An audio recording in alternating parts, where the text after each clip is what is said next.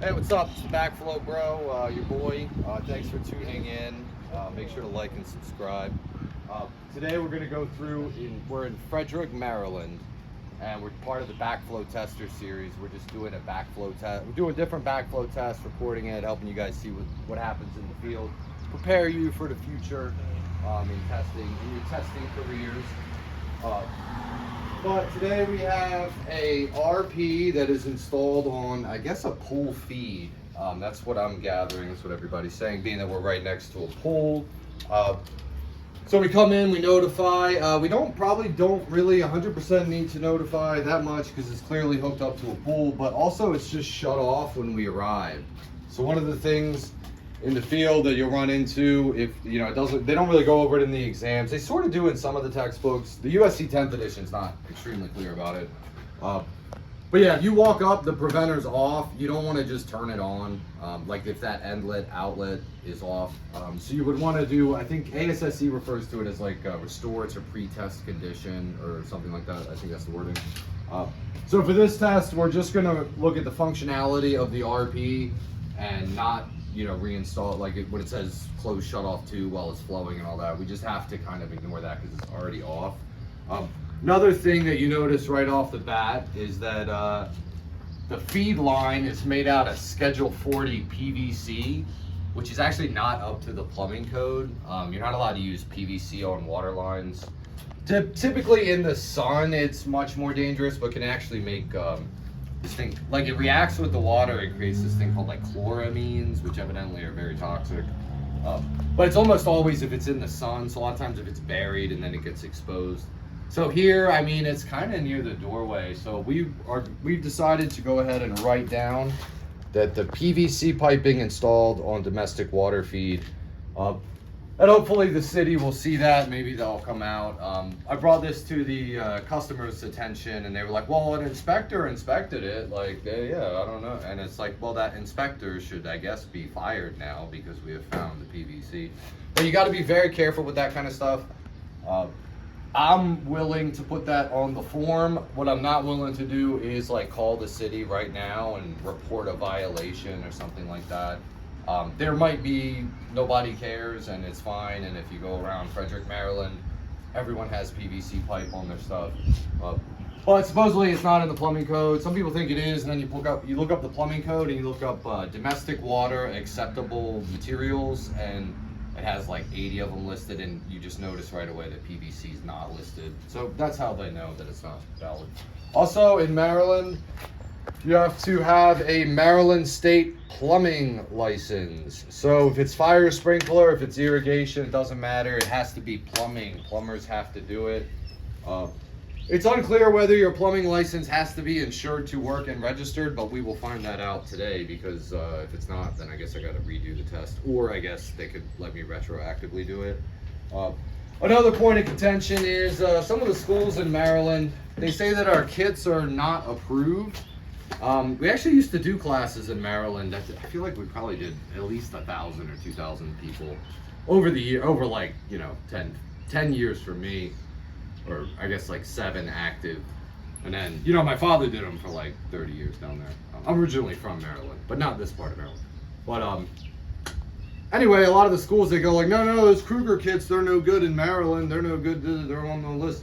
And you know, I sold like 200 of them or so probably over the years here.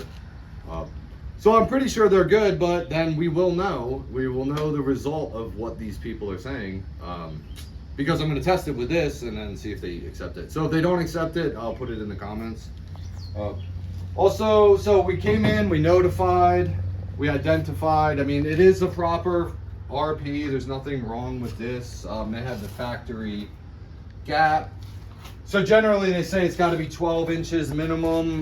But then if they have this factory gap thing, that's fine. Like, that's even better probably. So notify, identify, and inspect. For the required components, it's got all the test cocks, got everything. We did inspect and find this similar to the other one we just did, where we found like a bypass that wasn't acceptable. We did find this when we were inspecting. But then observe, I mean, nothing's wrong with this. arrangement. There's no leaking or anything like that. For this particular state, we do need the line pressure. We just did a couple of other ones in the series, and they didn't need the line pressure. This one does. If you get our Kruger Instruments TK2, right now we used to put these on the gauges. Now we're making them separate because a lot of places don't require them, and it definitely like messes with the balance. So if you need the line pressure, you take a hose and then you hook it to this. And then you hook it to your, usually test cock 1. You could, I guess, use test cock 2 if you wanted to. You can't use 3 or 4 because they're downstream of check valves and would have a different line pressure than is actually listed. Open and close. That just gets the water so you know you got the right pressure. I'm reading 55. So that's probably about right.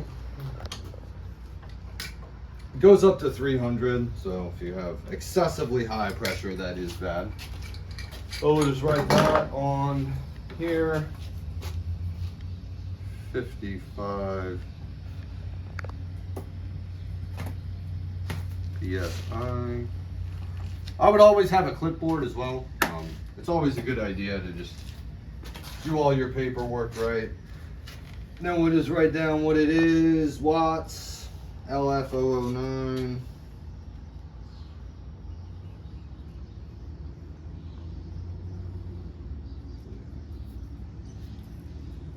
They ask for the ASSE number on this one, so RPs are 1013 watts.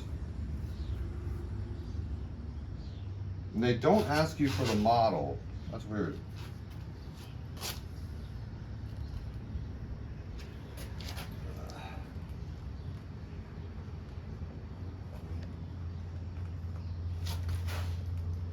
Oh.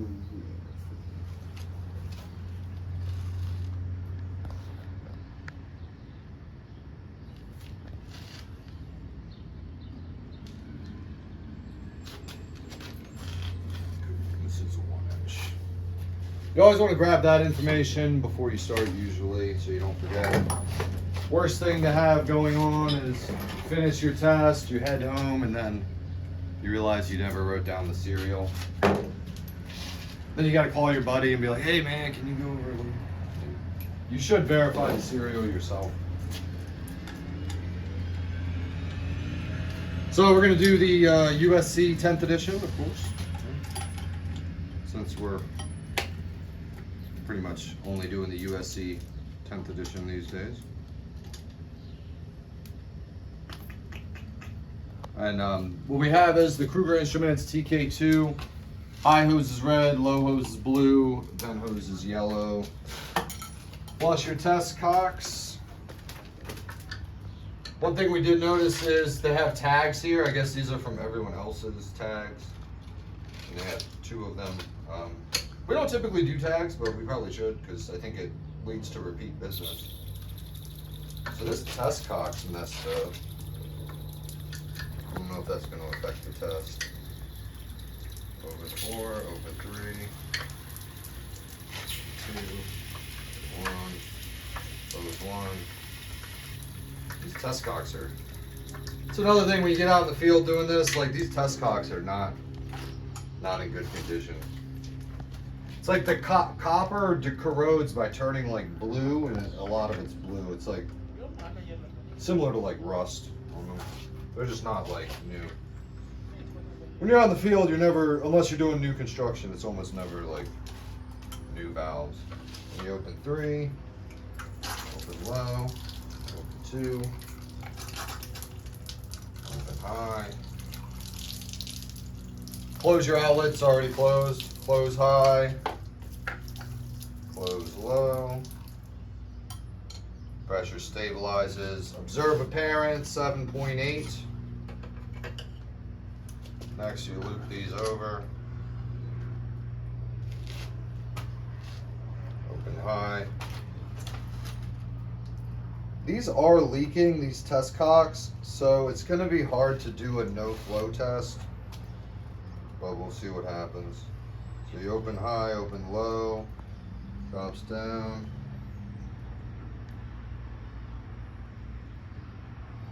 Relief valve opened at 3.0.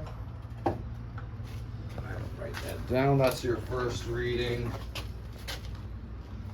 If you notice on the report, it does say outlet shutoff valve test, but I think with those test cocks the way they are, I'm not sure. They might like make it impossible to do that test. So we've got our relief valve, close both, remove bypass from low, attach it to test cock 4.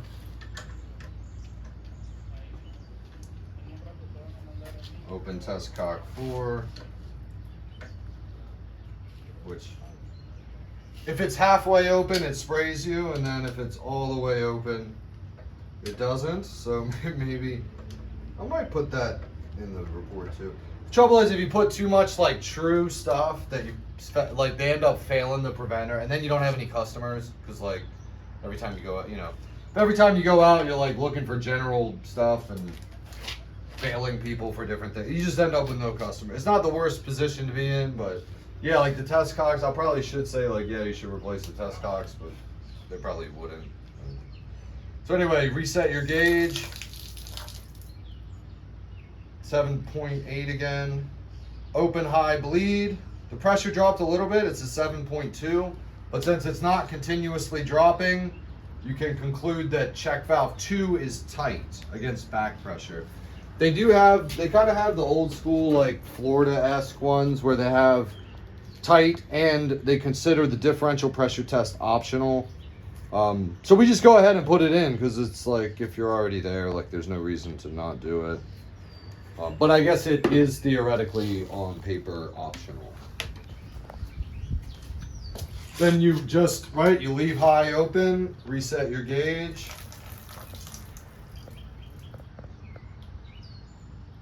Now it's a little different, but basically the same. 8.2. That's your confirmed no flow reading. 8.2 across check valve 1. If you have a pressure here, you can confirm that it's closed tight. Now it's the moment of truth, the outlet shutoff valve tightness test with leaky test cocks. So we close test cock 2. Make sure all your hoses are good. One way you can do it also is do a 1 hose test on check 2 if this fails. That's like really making up your own procedures, but it should work, right? Like, because then you just do the 1 hose. The reason they prefer the USC over the ASSE 1 hose these days, mostly because of the relief valve reading. So if the relief valve, you took that reading a certain way, then you should be able to kind of like go around it. But I feel like this test cock is leaking. So when I shut it, it's gonna show me an outlet shut off leak. No? Okay, it's holding. It's holding 8.0. So we can confirm that there's a no flow outlet shut off.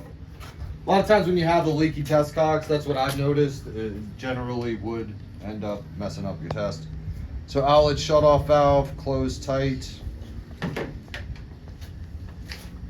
Next we remove everything to close all of our leaky test cocks.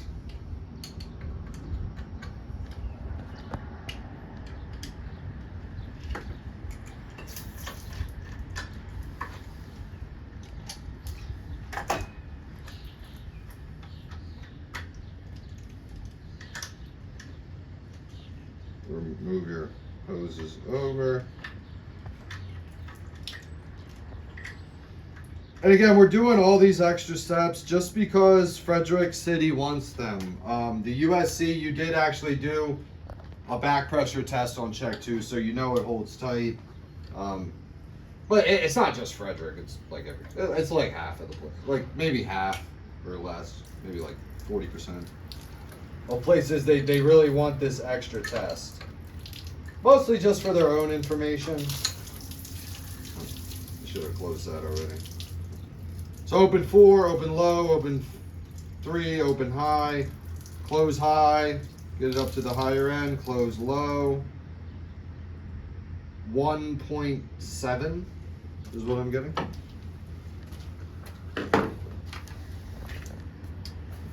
1.7. Always want to put your PSIs in points. So relief valve, it opened at 3. You put 3.0. You don't put, it just looks unprofessional. It should be like 2 digits, basically. If it's like, yeah. If it's exactly 0, you do 0. If it's in between 2 numbers, you write the 0.1 in between. So this actually is completely good. Good to go. Past the assembly. And then, of course, we wrote our remarks. It said there's PVC. I don't know if they're going to do anything with that, but they might not. But anyway, I guess that concludes our test. Thank you for joining us on the channel. Make sure to like and subscribe and check out our other videos.